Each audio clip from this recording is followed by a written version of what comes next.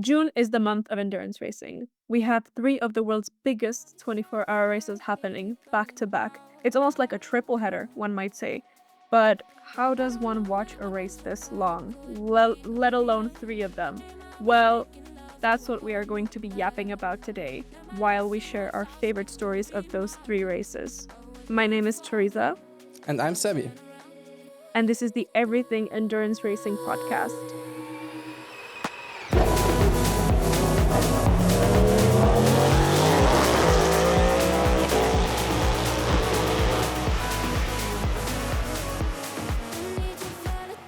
Where today we're going to be yapping about the three biggest 24-hour races in the world because they're back to back this year. How crazy is that? Yeah, it's very crazy. I don't think this has ever happened before in like all of the decades of racing that we've had these three races. We have Le Mans, the 24-hour of Nürburgring, and the 24-hour of Spa, all within the 3 weeks from June 12th through to June 29th. It's insane. It's insane. And we were trying to find the reason why it is this way. And we found out that it's Nürburgring, actually, the 24 hours of Nürburgring, who have caused this peculiar thing this year. And that is that the Nürburgring 24 hours is usually held at the end of May, the last weekend of May. But this year, due to weather, they decided that they're going to hold it halfway through June, while Le Mans is always kind of halfway through June, and Spa, for the third time in a row, is the last weekend of June. So it's kind of Nürburgring that have decided to, take place in the weekend off in the weekend that is usually off. So that's Yeah, fun. yeah. I mean, to be fair, there's also other events at the Nürburgring which also need a lot of time to prepare, such as Rock am Ring, one of Germany's largest music festivals, which traditionally happened the week after the Nürburgring 24-hour. And last year, teams were pretty fed up about having to be out of the paddock by the end of the day after the 24-hour Nürburgring. So they rescheduled it or like pushed it back further for this year, but next year it's going to be the same weekend again as it used to be before. I don't know. At the end of the day, Nürburgring is doing Nürburgring things as they always have done. It's also really funny because the 24 hours of Nürburgring is the same weekend as a British GT in Spa, and it's the same weekend as the 6 hours of the Glen, which is IMSA, which also kind of limits the entries and the entry possibilities, if you will, for the 24 hours of Nürburgring. And a lot of drivers will be prioritizing different races or will be simply taking a break if they're doing Le Mans and Spa, but we're gonna get to that. Let's start with the 24 hours of Le Mans. We did a separate podcast episode explaining what it is, who races there and stuff. But today we're going to be talking more of the stories behind each race to kind of help you get away in it. Because one of the most important things when watching an endurance race is some sort of basic understanding. It's not just about the cars going in circles, but there's multiple drivers per car, and there's a reason why those drivers are with said manufacturer, and why those drivers are in this specific lineup, and what they did before, and what they're doing besides that. It's not kind of preset, right? It's not like in Formula One where you have a driver who does the full season of F1 and nothing else. And I think um, it's important to have some basic understanding behind these bigger stories behind the race, because then you truly enjoy it and then you truly know what's happening and why this one has this strategy and that one has that strategy. And it's just makes the race more fun, makes it more exciting to follow. I think it's always nice to know who's racing there and what kind of their, I don't know, what their legacy is. Yeah, for sure. Um, well, the first talking point we have like kind of laid out here is like they don't really have that much legacy racing in Le Mans because women in motorsports is unfortunately still a very undercovered and underreported topic, and it needs to happen way more. There is a couple of women racing at the 24 Hour of Nürburgring again this year, in form of the Iron Dames car, which we have covered in our Le Mans episode, and as well as Jamie Chadwick in the LMP2 with IDEX Sport. And we also have Lilu Wadu in the GT3 Ferrari Yes, racing. I always forget about her. But she's done Le Mans a few times. She's done Le Mans and LMP2 previously as well. And in my opinion, the woman to look for, the woman to watch this year in the 24 Hours of Le Mans is definitely Jamie Chadwick, because Jamie is going to be with Andrea Lotterer um, for the 24 Hours of Le Mans, and he's a proven race winner, but also a proven Le Mans winner. He has won Le Mans 3 times with Audi back in the LMP1 era, which is the predecessor to the current hypercar um top class. And if there's someone who knows how to win Le Mans, it's Andrea Lotterer. So I'm really looking forward to that.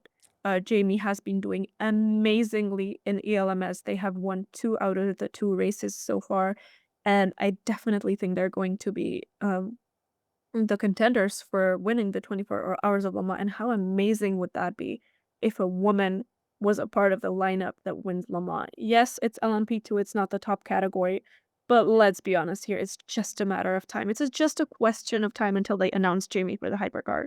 One might say the LMP2 from IDEX Sport might give some slower hypercars a run for their money. Definitely, definitely. Wouldn't be the Because we first have time that seen the Le Mans. LMP2 get on the overall podium before, right? In the Yeah, Formula we 2. have also seen them lead before. Well, that was a crazy turn of events when an LMP2 was leading the overall field. It was like Toyota were having issues, Porsche were having issues, Audi were having issues, and somehow an LMP2 ended up in the overall lead for some time, and they were like leading for like 3 hours or something until the then fastest LMP1 caught up to them. Yeah, LMP2s can be quite fast, and they have to be slowed down again for Le Mans, because otherwise they would probably be faster than some of the hypercars for sure. I think one of the stories that, or like legacies that I enjoy the most, that I find most fascinating, and it will definitely be a huge talking point of the 24 Hours of Le Mans, is Porsche. They have won overall in Le Mans 19 times, and they want the 20th overall victory, right? That's what they're there for. They have 4 different entries, 3 factory entries, with the Porsche Penske team, and 1 privateer entry of the Proton competition team. So there's 4 different Porsches trying to win Le Mans. And, you know, 20 overall victories, that just sounds amazing, and they almost had it last year when they qualified on pole, but unfortunately the number 6 with Lawrence Vanthoor, Kevin Estre, and Andrea Lotterer finished 4th in the race because they just didn't have the speeds on the main straights, and you can tell. And, besides that, you've got, Lawrence Vanthoor, who is missing an overall 24 Hours of Le Mans victory to get the Endurance Grand Slam, and the Endurance Grand Slam is when one driver wins the 24 Hours of Le Mans, the 24 Hours of Nürburgring, the 24 Hours of Spa, and the 24 Hours of Daytona, and there's only one driver who has previously managed to do that. Actually, this January is when he managed to do that, and that's, Nick Tandy. And Nick Tandy is also racing with Porsche in the hypercar. He will be in the extra third Le Mans/IMSA entry with, Felipe Nasser and, Pascal Wehrlein. And yeah, Lawrence just needs Le Mans to get the Endurance Grand Slam, and then there's also one driver who's missing 1 win, but that he's not missing Le Mans, so that's not really important right now. So Porsche is definitely going to be the one to look out for in Le Mans. Their start to the season in WEC, which is the championship that Le Mans falls under, hasn't been exactly the best, but I have spoke to multiple different drivers about this at the 6 Hours of Spa, which is the last WEC race just before Le Mans, and they told me that they think that Porsche is sandbagging for Le Mans. And it's no secret that they want to win Le Mans. Everybody wants to win Le Mans. They don't want to win the championship, right? Because it's so much. Everyone's racing in WEC to win Le Mans. That's the big one. That's the highlight of the season. So the question for you, Sebi, do you think Porsche is sandbagging, and do you think they could win the 24 Hours of Le Mans this year? Considering how the car was performing last year in WEC and how they're performing in IMSA, I definitely think they will have a shot if they get their one lap pace together, because qualifying was their weakest point this year. Especially like last race in Spa, their qualifying pace was a disaster. They were way off the pace of like the Ferraris and Alpines and Peugeots as well. Like they usually, it's not been that many races where Peugeots have outqualified the Porsches. So we'll have to see if they can figure out their one lap pace with the balance of performance they will get for Le Mans, which should be independent of the WEC balance of performance. Some say it's kind of a hit or miss, but that's always the case with balance of performance. But they managed to get the balance of performance pretty decent the last few years. So I'm hoping that they nail it again this year and that Ferrari is not going to run away with yet another Le Mans win. But there's also other teams who might have a shot, like especially like that one French team or that other French team who I'm sure the AOC would, or like French people would love to see win at Le Mans, especially Alpine. And they have been doing amazing if their engine can hold up. So it will be interesting to see how they perform at Le Mans, and a track that will definitely push the Mecachrome engine to its limit again this year. Unfortunately, both cars DNF'd last year due to engine failures. But they have not had any technical issues this year, at least none major that caused them to end the races. So we'll see. Yeah, that's true. And I have a point to add to Ferrari that you've mentioned. Obviously, for if you're a Ferrari fan in F1, welcome to endurance racing. This is the land of Ferrari, one might say, because Ferrari has won the 24 hours of Le Mans last year. They have won the 24 hours of Le Mans the previous year. So In in their 20 debut, on their debut, yeah. So in 2023, 2024, the Ferrari hypercar has won the 24 hours of Le Mans. And this year in WEC, in the 3 races so far, Ferrari has won all of them. So, and not just in hypercar, the GTs were also freaking fast. yeah. But what I want to say is that I have spoken to a few Ferrari drivers, and specifically Niklas Nielsen, driver of the number 50 Ferrari hypercar. He told me that they, as a team, are prioritizing winning the championship over winning Le Mans. Now, obviously, Le Mans is the longest race. It's 24 hours. It gives you the most points. You get 50 points for that race. Double points, Yeah. yeah. So you do get a lot of points for this race. But they have won the 3 previous races. Two Obviously previous. not. What? Two previous races. No. 23, 24. Or you mean the WEC races this I year? mean WEC.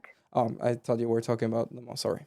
No. I'm talking about WEC because they're aiming at winning the championship, not Le Mans necessarily. And obviously, as a manufacturer or as a team, you kind of need to set out if you're going to put all of your focus towards Le Mans or the championship as a whole, because Le Mans is just such a specific race, such a specific circus, if you will. So Ferrari's prioritizing the championship. That means that their preparation for Le Mans is not going to be as intensive as, for example, Porsche's, because there I would think that Porsche is doing everything to win Le Mans. Yeah, they want that 20th win, I'm sure. We'll see. I hope it's going to be a close race and not like a one-man show. And I maybe hope that Toyota, of all things, can get their stuff together and cause some mayhem again in the front. But they have been quite lacking this year, unfortunately, even though they are one of the most experienced teams and one of the most successful teams of the past few years. They have not had their strongest year, definitely. So we'll see how they perform at Le Mans. But I'm sure you also want to talk about your very favorite topic in the form of 4 American V8s. Um, yes, Cadillac. So, as well as Porsche, Cadillac is bringing 4 hypercars to Le Mans. They have 2 full season entries, the number 12 and number 38 Jota, and they're bringing the Whelan Cadillac and one Wayne Taylor racing Cadillac from IMSA to Le Mans. It's no secret that they want to win Le Mans. They're not prioritizing the championship. They want to win Le Mans. That's the reason why they built those hypercars. That's the reason why they have those entries. They want to win Le Mans. They're trying to maximize by having 4 entries. Reason why Sebi said my favorite V8s, well, the sound is just unbelievable. We've yapped I about the know. sound of the Cadillacs and like the sound in general of the hypercars for a while in our Yeah. WEC episode. But I think I'm going to be yapping about that forever because, you know, the Aston Martin sounds amazing. It's a V12. It sounds so nice. It sounds like classic F1 cars, and obviously Sounds like F1 should sound. yes, it sounds amazing. However, the Cadillac is, I don't know how to describe it. It's so much louder. It's angrier. It's more aggressive.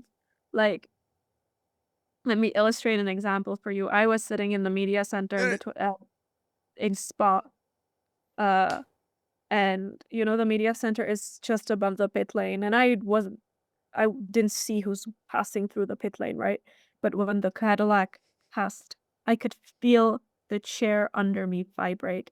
I could feel it going. I could feel the the sound, the energy just going through my body. It's insane, and I will never stop loving the Cadillac hypercar, and I would love to see it on the top step of the podium of Le Mans, actually, because GM has built a beautiful hypercar, and they deserve to be up there. If you're wondering why I just facepalmed myself, if you're watching on YouTube, I'm watching IndyCar on my second screen and someone just crashed coming out of the pits. Who crashed? Rasmussen. Oh He no. pitted on cold and like just missed the braking point and into turn 1 and slammed on the outside, but he continued. Everything is good. It was just kind of a moment. Sorry. It's Sunday evening, and while we were prepping the podcast, I was watching GT World Challenge while prepping for this podcast, and now Sebi's watching IndyCar, so it's another race weekend for us. Yeah. Live in But motorsport, all the day in the life yeah, of journalists. yeah. Another point, I think one of the last points for Le Mans, actually, there's a lot of ex F1 drivers, and if you watch F1, if you have been watching F1 for a while, you know these names, and that's another thing, that will probably make you more drawn to the championship because all of these guys are fighting for all of these guys that I'm gonna mention now are hypercar drivers, so they're going to be fighting for the overall Le Mans win, and it's quite a lineup. It's quite a few very interesting names. So I hope I didn't forget any of them, but it's Stoffel van Dorn with Peugeot, Paul de Resta with Peugeot, Nick de Vries with Toyota, Sebastian Buemi with Toyota, Mick Schumacher with Alpine, Sebastian Bourdais with Cadillac, Jean-Eric Verne with Peugeot, Will Stevens with Cadillac, Kamui Kobayashi with Toyota, Kevin Magnussen with BMW, Jensen Button with Cadillac, Antonio Giovinazzi with Ferrari, Robert Kubica with Ferrari, Brendan Hartley with Toyota, Pascal Wehrlein with Porsche, and Felipe Nasser with Porsche. I hope I didn't forget anyone. Nope, I think that should be anyone.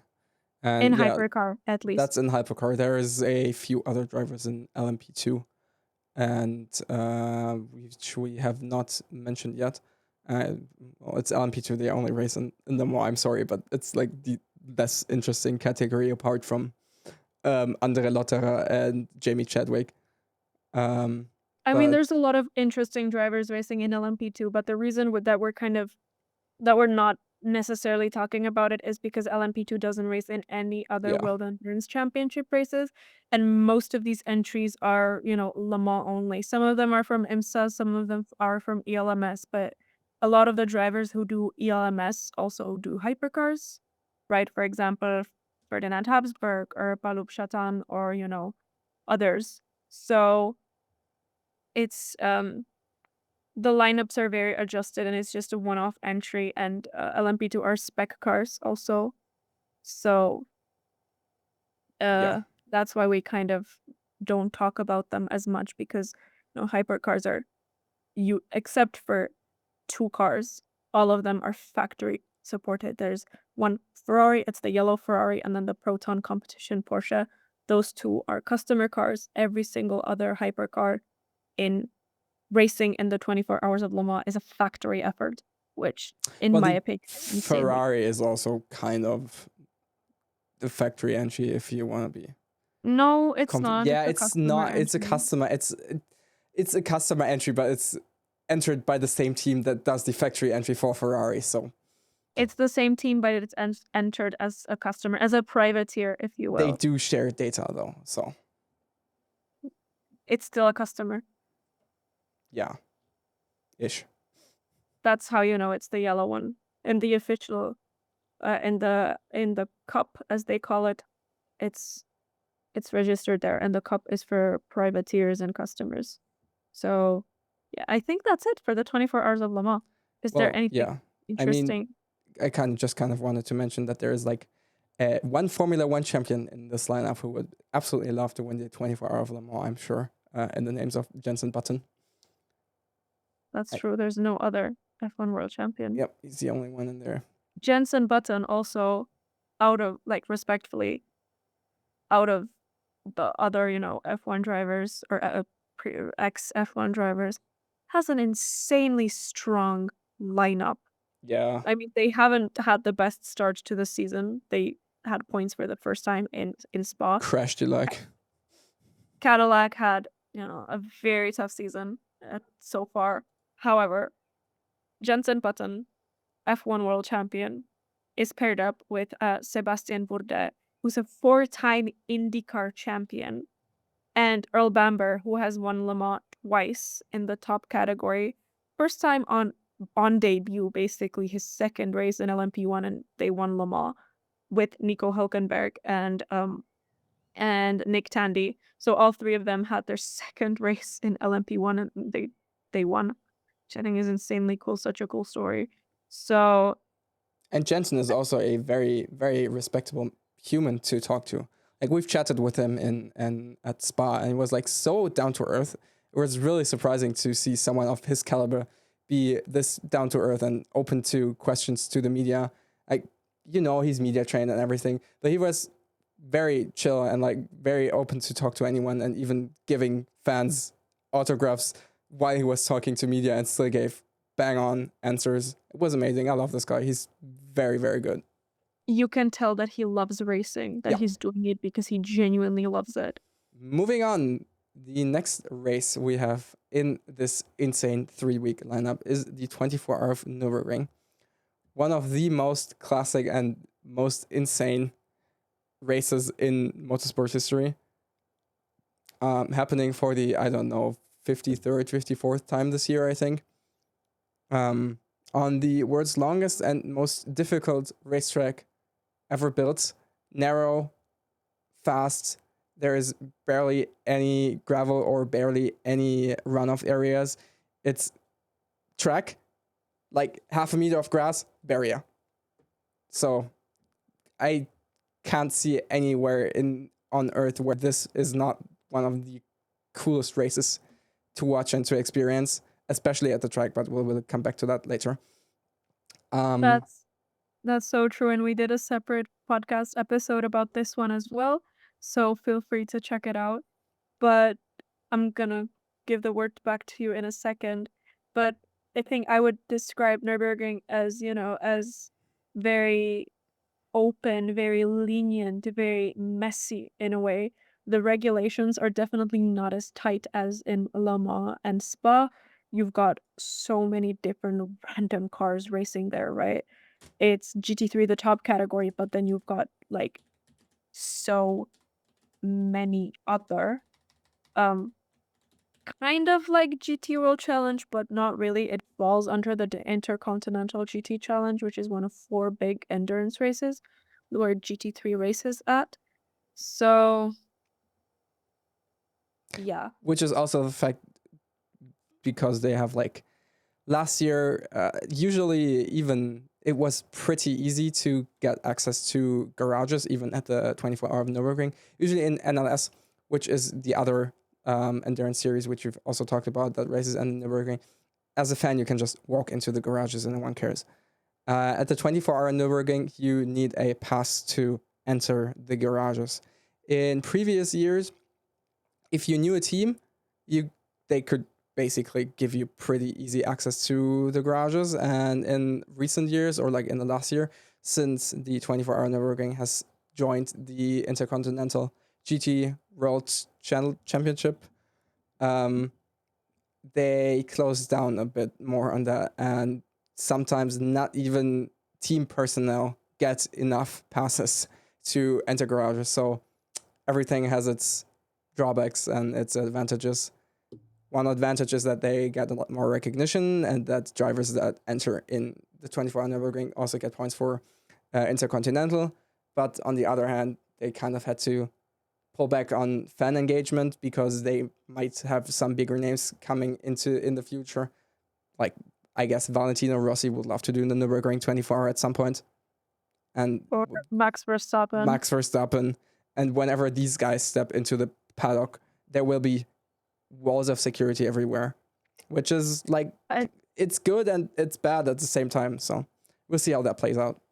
I would also like to mention that there's an insane amount of entries every single year, Yeah.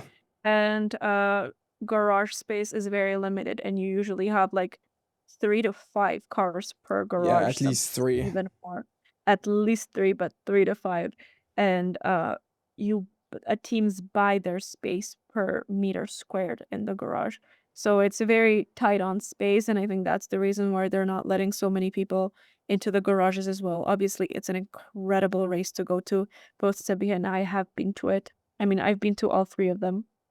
I don't know if you've been to all 3 of those Yeah, big I races. have. Yeah, I have. I have been to Yeah, okay. 24. Yeah. So, we have both been to all of them, and Nürburgring is still very open, but, as you said, it's getting bigger, and I think it's great that it's getting bigger, you know? I mean, it's been This sold out, mostly sold out the past few years. It's always been sold out. But since it has gained more attention from international entries, it has been even more sold out if the weather is right. And like you have people camping there 2 weeks before the race and set up tent cities, which you can all hear in our in our episode about the Nürburgring 24-hour. What is one of my favorite things about the 24 hours of Nürburgring, it's just how random the the grid is. Obviously, you've got your, like, SB9 category, which is the pro GT3 entries, and then you've got cup cars, and you've got other GT3s, and you've got GT4s, and then you got TCRs, and then it just goes to the most random cars ever. Honorable mention to the Opel Manta, which isn't racing anymore, but did It when I is. It's it is? just not in 24-hour anymore. It's moved down Yeah, to but Nürburgring Classic, but it's but still racing at the Nürburgring, and it's still a fan yeah, favorite, but and not it in the still 24 carries hours of the Nürburgring, which this famous podcast is about. foxtail. Uh, so yeah, the Opel Manta, which raced when I was there for the first and only time actually in 2023. Currently, the Dacia Logan, a fan favorite, has been racing for years, and this year, personally, my favorite entry, a a Renault Twingo, a first generation Renault Twingo. I think, well, the chassis of a first generation Renault Twingo. Obviously, a chassis of the first generation. So much powerful inside, don't I think worry. it's got more power than the Dacia, but that's a different story.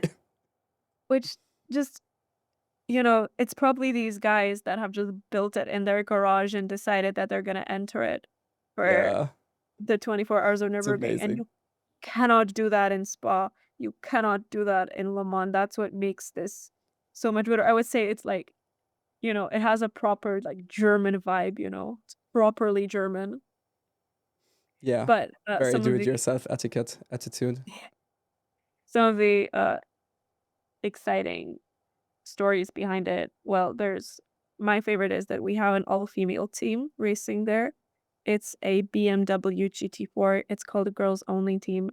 And yeah, you've got girls racing for it. You've got Full Kelly female Schneid, mechanic crew as well. all-female mechanic crew as well. It's an all-girls team. And my favorite honorable mention, I think, is Carrie Schreiner because she raced in F1 Academy while doing this girls only team as well. And they have won in their class before. And I think it's just super cool to see an all female team racing on the Nordschleife. Yeah, they have been racing for quite a while as well, pushing female engagement in motorsport, which is amazing. And they always have an autograph session as well, where you guessed it, most of the girls are actually waiting to get autographs, and it's amazing to see so many young girls and females enjoy motorsports and be engaged in the community, showing that it's not just a male sport. It's very much a gender neutral sport that everyone can participate in because let's be real, physical strength does not matter in motorsports.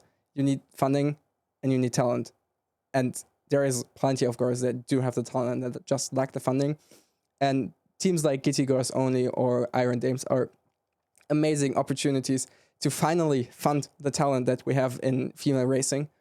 And I wish there would be more because I really, really want girls in F1 at this point. It's a shame that there is not.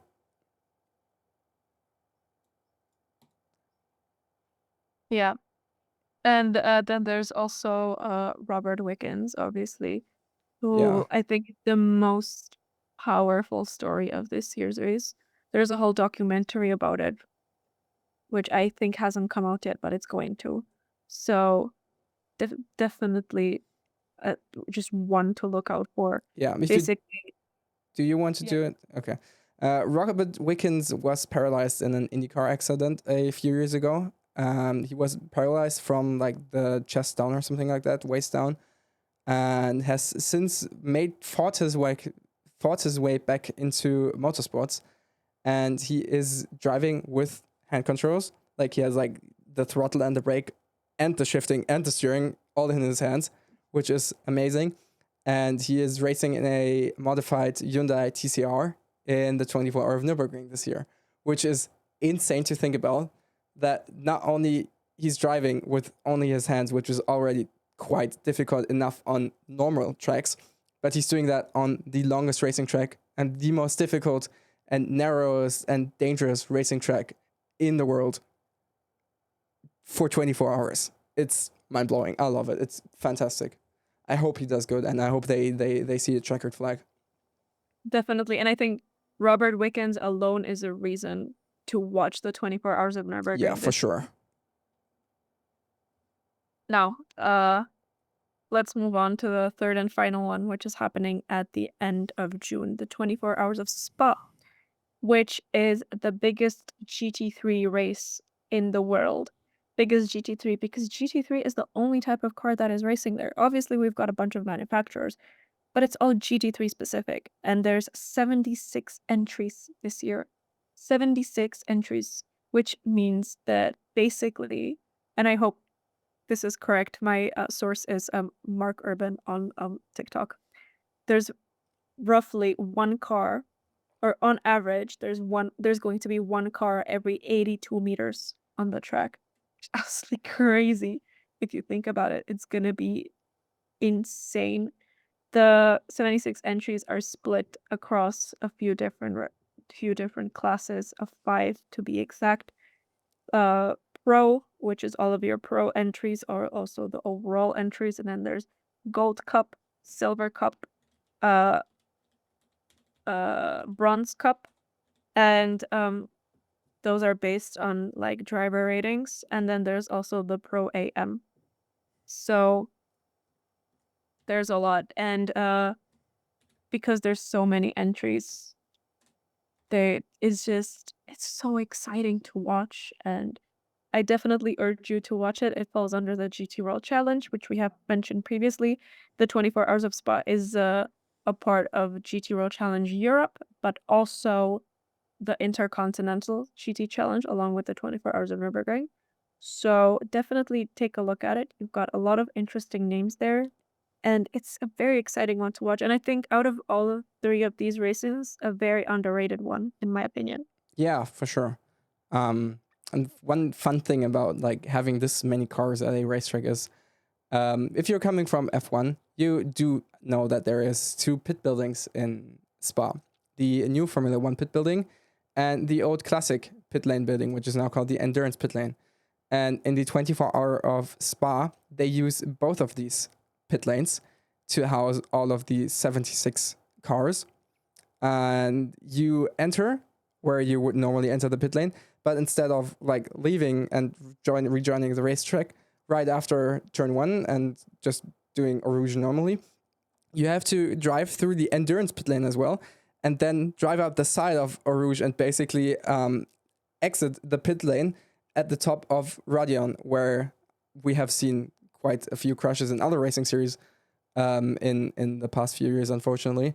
But that's basically right at the top of Radion, where they exit the pit lane and then join Camel Straight. So you spend like 2 minutes, 3 minutes just driving through the pit lane alone. It's amazing when you see the onboards of them just like cruising down the pit lane at 50 kilometers per hour and just chilling and taking a sip of drink or whatever. It's funny. It's a very cool event and a very very unique way of hosting an endurance event. It's very fun to watch even if you're at the track specifically. Uh, Spa is not so far away from Nürburgring, which means one thing, and that the unpredictability of the weather is crazy. It's not as drastic as Nürburgring, where, you can have, Oh, sun on one part of the track and snow on the other. But the oh weather no. tends to change very quickly in Spa as well. Yeah, I'm sorry. Callum had a big crash in IndyCar. Kalamila? Yeah, Oh, heavy in the wall. Damn, is that he sucks. good? Yeah, he's moving. He's out already, Good. but like heavy shunt into just behind the Uh, barrier. Damn. Shit. Sorry. all good.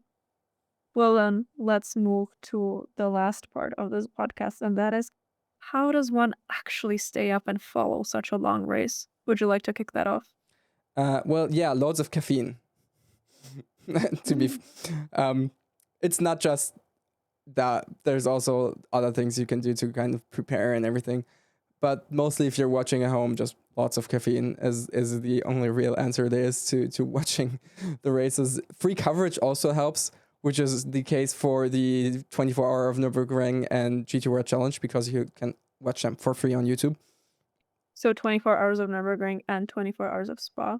Yeah, For Le Mans, it's usually Eurosport or the WEC app. It's unfortunately not, free to access, yeah. but it's also not that expensive, in my opinion. Depends where you're watching or what type Eurosport of or broadcaster Discovery you're Plus is like €2.99 for Yeah. a month, and you get access to the whole race without ads. So you Mm-hmm. can spend that on one race, I'm pretty sure.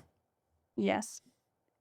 And And what also helps is, as I said at the beginning of this podcast, find a story that you're interested in, whether it's rooting for Porsche so they get their 20th win, or rooting for Cadillac because the hypercar deserves it, or Alpine because you're French and you want to see them on the top step because their hypercar is cool as well, or in the 24 Hours of Nürburgring, if it's the girls' team or Robert Wickens or basically any other the driver. Dacia or the Twingo. Yes, exactly. Just find a story to follow throughout the race because it's going to make it so much more exciting. For example, in F1, right? You probably cheer for a driver or two. Find someone to cheer on in this race, and I promise you there's so many to choose from. There's 186 drivers driving in the 24 hours of Le Mans. There's close to 400 drivers driving in the 24 hours of Nürburgring. There's over 200 drivers in the 24 hours of Spa. Just find a few of them that you really want to, follow through the race and, focus on the strategies because the drivers change like every 1 to 3 hours. There's so much to follow. And if you're not so sure about that, make sure to check out our other podcast episodes because we've basically every single podcast episode we've done so far is relevant to one of those three Yeah. endurance races. And at the 24 hour of Spa, there is also quite a few famous names that have been in F1 and other high class motorsports before. Valentino Rossi is doing the 24 hour of Spa. Kevin Magnussen is doing the 24 hour of Spa in the same car as Valentino Rossi, that is. Kamui Kobayashi, who is doing Le Mans, is also doing Spa. There is so much to watch out for in Spa as well. And especially because it's free and it's GT3, so you only need to really follow one class or look out for one kind of car. It's definitely so much easier to understand from the Yeah, technical point of view definitely. because it doesn't have such variety. Le Mans has 3 different classes. Nürburgring has God knows many classes. I think it was 11 the last time I checked. Something like that. And yeah, and the 24 hours of Spa just has like one technical class. So, as you said, it's easier to focus on there. I would also like to mention or highlight that Rossi is not only doing the 24 hours of Spa in GT3, but also the 24 hours of Le Mans because he's a standard WEC entry. Yeah. Yeah. Other things you need to kind of like can do to enjoy the 24-hour races is actually do other stuff in between. Have the race on as a podcast. Take it with you on your iPhone, iPad, or whatever. Put it on while you're cooking. Put it on while you're doing stuff around the house, and have it on as a podcast. Listen to it in the background. And following the races at home is actually a lot easier than following the races at the tracks because you're not walking around all day trying to find locations where you can go. And the coverage that you get on TV is also a lot easier to follow than having to listen to the radio stations around Nürburgring, Le Mans, and everything. And you usually don't have that many screens around the racetracks where you can see the race as a fan. So mostly, if you're at the track, you only really saw half of the story until you watch the highlights or something later on. So true. That's so true. So, if this is your first time listening to us, hi. I know it's a pretty late hi, but okay. Um, I am a journalist in endurance racing. I cover WEC and I cover GT World Challenge, and I've done a few 24-hour races myself. And Sebi is a videographer and also has done a few 24-hour races. It's so hard to follow it. And what my biggest issue is, let's say Le Mans, for example, because Le Mans I have done twice and I'm doing it for the third time this year. A driver gets out of the car and it was a very interesting stint. It was maybe something happened. So now you need to, find the driver and ask him a few questions. Usually a bunch of media people go and do that. So you go and ask the driver some questions about their stint, maybe the crash they were involved in or the crash they'd seen or witnessed or something. And if that time passes, you need to leave the media center, you need to walk over somewhere, you need to talk to the driver, you come back, and suddenly there's a yellow flag, and you don't know why there's a yellow flag because you missed it. So you need to ask someone, or you need to watch a replay, and you missed so much of the race. It's very hard to follow, and usually, or you decide to, go for a walk because you don't want to sit in the media center for the entire 24 hours, or because at the end of the day, we're just fans as well, so Or we you're want. freezing to death in the media center at the 24 Hour of Le Mans. Yeah, in 2023, I was freezing to death because it was really cold in there. And initially, I took a little nap under the table. I mean, I did that last year as well, but I took a nap under the table, and it didn't help much. So then I went to find Sebi in the fan zone, which was a lot of fun. It was That's cold as well. also a good point. You don't need to stay up the full 24 hours to enjoy a 24-hour race. That's true. Usually, all of the racing series, WEC, 24-hour Nürburgring, 24-hour Spa, do amazing jobs on having hourly recaps on stuff that's happened in the Yes. race. So you, like, on the full hour, they always do a recap of what's happened in the past hour, or they also do it when there's like a long caution phase or something. They just put on some replays and have the commentators explain what happened And in the previous hours. generally, I would say there are 4 kind of 4 stages of the race, which are the most exciting. Now, don't get me wrong, the entire race is exciting. It's constantly having battles, strategic battles, battles on track, crashes, technical issues all the time. But there's 4 stages that I would highlight in every single 24-hour race as the most exciting. First is definitely the first hour of the race because everyone's really close. Then the second most exciting stage is, towards midnight, Yeah, about 11 p.m. to 1 a.m. Then early morning. I'm telling you, some of the most exciting battles happen in the early morning, that's when right? the track is the coolest, just before sunrise. Everyone starts to push. It usually gets very spicy on track in the And it's early so hours nice. of the day. Yes, and it's so nice for you as well because you can make a little breakfast, you can make your coffee, watch the most exciting part of the race. And then obviously about the last 2 hours when it's, everything or nothing, where there's Yeah, everything to play for. exactly. Do you want Well, to talk about Lukas Stolz and Maxime Martin? I would definitely mention them. Lukas Stolz and Maxi Martin, two Mercedes drivers, Mercedes GT3 drivers, and they're, as far as we know, as far as our research goes, it can obviously change. Those two are the only drivers who are doing all 3 of those races, which on one hand I'm a bit disappointed because I was expecting loads more drivers to do all 3 of them, but at the same time it's physically insane, 3 endurance races back to back, and it's not like a standard race, where they pull up on Thursday and leave on Sunday. No, no, no. It's like the whole thing starts on Monday, the week of, sometimes even the weekend before, like, the 24 Hours of Le Mans starts officially 9 days before the event for Yeah, the drivers. So it's a long preparation process. So, Lukas Stolz, Maxi Martin, Mercedes GT3 drivers, as far as we know, are the only ones who are doing all 3 of them. yep, Yep. And I think that's it. I think we've covered everything yeah. important. And I really hope that we managed to convince you to watch at least one of the 3 endurance races, the big ones. Only Daytona is missing from this list, and And maybe Daytona. Bathurst. Yeah, but that's not a 24-hour Yeah, it's not race. a 24 hour, it's 12-hour, but it's still an 12 amazing hours. race. But which also, was a week within the 24 hours of Daytona, but I Yeah, think that's, a different yap to do in the near future. for season 2. Definitely, definitely. So I really hope that you're excited to watch at least one of the races that we have mentioned. And if you have any questions, please let us know because we'd love to answer them. That's why we do this. We love this sport. We love endurance racing and we love yapping about it. So if there's anything you want to know, please let us know. I hope you enjoyed seeing our beautiful faces on the YouTube side of things That's true. Our for a change. We decided to um, step things up a bit and show ourselves a bit more during the podcasts. It's our debut in a way. Yeah, kind of. I mean, you've only seen me in like one picture post or something.